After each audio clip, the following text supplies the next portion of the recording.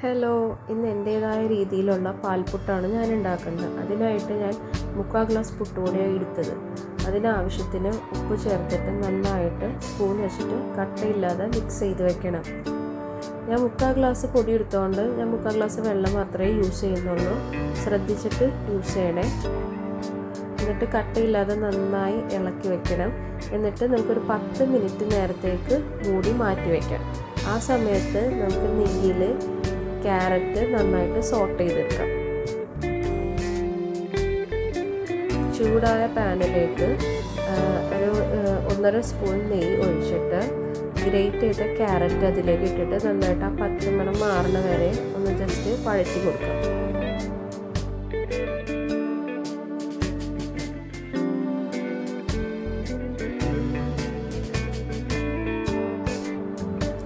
അതിലേക്ക് ഞാൻ 1 സ്പൂൺ പഞ്ചസാര നന്നായിട്ട് ആഡ് ചെയ്ത് കൊടുക്കുന്നുണ്ട്.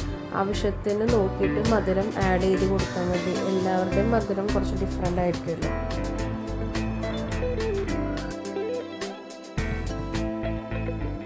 മാറ്റി വെച്ച പുട്ടുപൊടി നന്നായിട്ട് കൈ വെച്ചിട്ട് ചെറിയ പൊടികളായിട്ട് നന്നായിട്ട് പൊടിച്ചെടുക്കുക.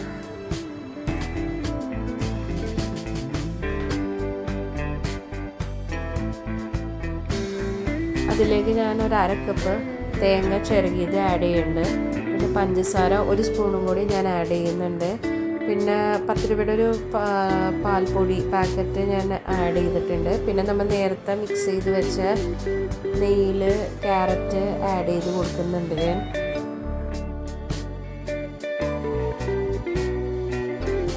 നന്നായിട്ട് കട്ടയില്ലാതെ ഇളക്കി കൊടുക്കുക.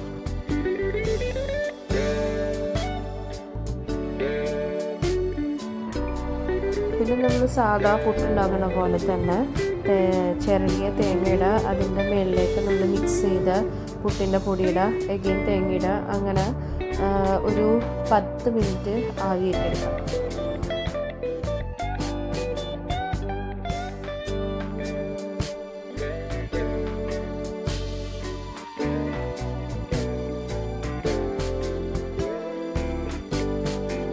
ഞാനിത് പല വീഡിയോസിലും കണ്ടിട്ടുണ്ടെങ്കിലും ഫസ്റ്റ് ടൈമാണ് ഞാനത് ട്രൈ ചെയ്ത് നോക്കുന്നത്. എനിക്കിത് ശരിക്കും ഭയങ്കര ഇഷ്ടമായി. ഭയങ്കര ടേസ്റ്റ് ഉണ്ട്. ഇത് പറയണ പോലെ തന്നെ ഇതിന് കറി വേണ്ട. ഞാൻ വിചാരിച്ചത് ഒരുപാട് സമയം എടുക്കുന്നതാണ്, പക്ഷേ പെട്ടെന്ന് എല്ലാം ചെയ്തെടുക്കാൻ പറ്റി. വളരെ ഈസി ആയിട്ട് നമുക്ക് ഉണ്ടാക്കിയെടുക്കാൻ പറ്റണത്.